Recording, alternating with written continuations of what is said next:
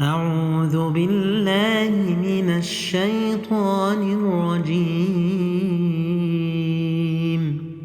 بسم الله الرحمن الرحيم. هل أتاك حديث الغاشية؟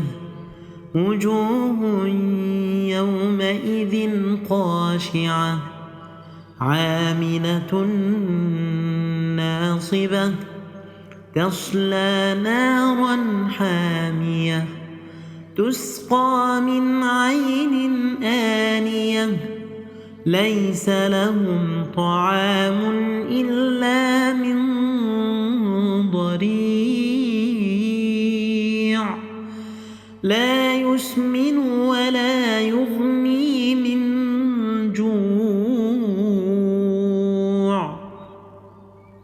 وجوه يومئذ ناعمة لسعيها راضية في جنة عالية لا تسمع فيها لاغية فيها عين جارية فيها سرر مرفوعة وأكواب موضوعة ونمارق مصفوفة وزرابي مبثوثة أفلا ينظرون إلى الإبل كيف خلقت وإلى السماء كيف رفعت